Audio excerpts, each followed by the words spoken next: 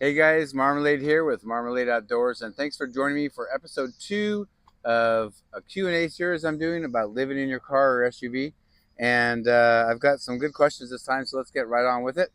If you have any more questions for future videos, please put them down in the comment section down below. If you have any ideas for actual videos you want to see about living in your car or SUV life, or if you have any more questions that could go along with this Q&A series to help other people. So the first one is actually from a friend, Wolf Adventures, and I love this guy because he's all about coffee. It says, "What is your morning coffee routine like? Do you drive to a different location to make it? What method do you use to make it? Instant coffee or what?" So I actually told him in person. I'm actually going to make. I told you guys in my last video. I have a series of probably 10 to 15 videos that are going to be really educational and good. I'm excited about living in your car. So I am going to break down my how I make coffee in the morning. It's pretty simple, but I want to show it just separately. So I'm not going to talk about it in this one, my friend, but I will make a separate video about it pretty soon. So stay tuned for that. So the first actual question is from DFrizz8513. How do I keep bugs and mosquitoes out of my vehicle? So I happen to live in an area where the bugs aren't too bad. I'm going to be honest with you. Down in San Diego, there's just not, and we tend to have a cool ocean breeze that keeps the bugs away pretty much. Um, I forgot to bring it, but I'm going to show you a picture of it somewhere here. It is a pair of this kind of netting that you put over your uh, back seat side windows, and I'll put the name of what I have. I got it on Amazon. I researched it and saw what other people do, and I got them. It does a couple things. It keeps the mosquitoes out, but if you're especially in maybe a hotter part of the year and you need some ventilation in your car, and maybe you're taking a nap or you're sleeping at night and it's hot, you can put your windows down and have these mesh screens up, and it'll keep the bugs out, but also give you a nice breeze in the car. So that's what I use. All right, our second question is from Cora Jean 19. I'm hoping to start nomad life, and I'm currently trying to figure out if it's worth it or not to purchase a trailer and bring my Honda Rebel 500 with me. Any suggestions? So I don't know if that's like a quad or motorcycle. I'm sure somebody down there will tell me, but this is a hard one because I really want to help you, but I just feel like nomadic life and how people do it. Some people have a 300,000 foot dollar bus, and some people have a little Prius and everything in between. So I don't know. There's wrong or right. It's what you can afford. It's what you can stand or handle. What's comfortable for you. And I think you should go for it if that's what you want to do, and that's the kind of comfort you want. I just I always weigh, like, I want to do van life right now. I mean, I could go to something bigger maybe someday, but right now I want to do van life. And I think why it appeals to me is I have not a lot of space, but enough space. And the other thing is I feel like I can camp and camp and park in more stealthy spots where maybe a bigger rig or something you're towing is a little bit more almost impossible to hide that you're there. So, I would love to do. My car is great because I can almost pull in anywhere. I black out the windows and nobody knows I'm there. So, um, the van will be, nowadays I think people are guessing, or at least law enforcement and stuff are guessing, where you can tell when some vans people are staying in vans. But that's the reason why I want to do van life. I don't need a lot. I don't want a ton of space. I don't want to have a big area to have to clean and have to. If I have a big trailer, I have to park it somewhere and then disconnect and do all that stuff. For me personally, it's my choice. I don't want to do that, but I think you should definitely do it if it's something that interests you and that's the way you want to go about it. Okay, number three is from Anita Simmons 3599. She's followed me for quite a while, mostly my backpacking. She asked me a bunch of questions, so thank you very much, Anita. This one is, on days when the weather is storming, cold, windy, or extremely hot, where do you hang out if you are not working? I know you live in the best place in the country for weather, but even in SoCal, there are days that the weather can be a bit much to spend all the days outside. That's a great question. So, because I live in my car, I do work two jobs, so I'm in the car a lot. I'm out hiking whenever I can, things like that. I do a couple things, to be honest with you. I actually don't. When we had a lot of rain this winter for us, for Southern California, it rained and rained and rained. It was pretty cold that night.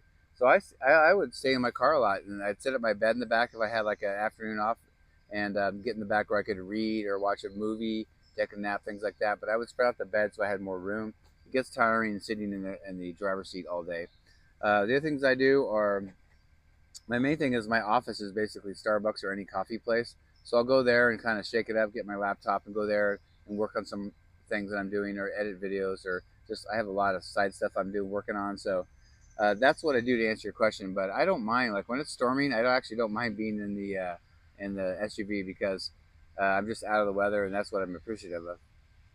All right, so our fourth and final question is from the Hiking Chick One. She also follows me on the backpacking side of my channel. She had some good questions. They're all kind of one big question, but do you have a regular spot you post up at night? Do you rotate your where you sleep nightly? How do you decide day by day where to stay? Have you gotten roosted at night or had any sketchy situations come up? So I have not had any sketchy situations come up. I live in a fairly nice area. I purposely do that because of low crime things like that. I'm except for when I made a video about how I was got the dreaded knock on the window 2 or 3 times in the first like half a year because I just didn't know where to park and I was experimenting trying places. Um, so I haven't had anything sketchy at all. I've had the knock 2 or 3 times, and I've got it down pretty well now. One of the things I like to do is I have a regular job that I go into, but I do DoorDash on the side, and so I drive in my area. So I use that time. I generally pay attention to where I am, and there's plenty of places that I see to park, places that I think would be very safe to park. And a couple things I do is kind of scope out the area when I'm driving by. I also will look at my phone, make sure there's service, so I have some service in case anything were to happen. And I can also use my phone at night, things like that, or my iPad. So I've got it down. I'm trying to see if I'm missing anything else on your question. I have just a couple spots, like, really, if I had 7 good spots, I would just rotate it every night, be somewhere different 7 days, and then just start over again. But right now, I've really got just a couple spots, and they're very close to each other. And the way they're set up, I don't know if I'll ever be. I mean, I guess someday maybe, but I don't know if anybody will ever say anything because I'm gonna make a video on my night routine, what I do, and I'm gonna show you like how I do it, what I do before I end up driving to where I'm gonna sleep. And I don't know if I can show you exactly. I'm not going to show you where I sleep, but I'll kind of show you what it's like. It's actually in a neighborhood, and surprisingly, it's a very safe neighborhood. But also, I'm not bothering anybody. I'm not really. I'm on a street, but I'm kind of in an area where I'm not in front of anybody's yard, so I'm not bothering anybody. I go in later at night, which I'll make a video on, and I get up at 4:45. I'm out of there before 5, so I'm the first one to leave, so nobody knows I'm not bothering anybody. So it's a really good situation. But thank you for that question.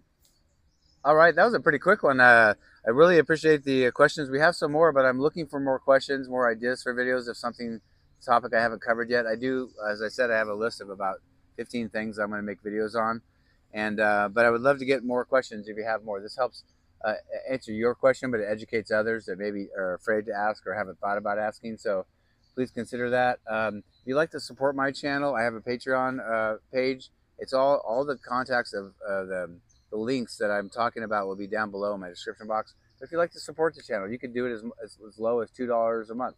But it helps a lot. It helps me go on my backpacking adventures and have time to make these videos and work less, but have more time to do this. So, and I save up every dollar I get for my summer adventure. So anything you give me directly helps. So please consider going to my Patreon page. Um, Also, just the free things would be, normal things like subscribing, hitting the notification bell in the upper right if you want to be notified every time I have a video.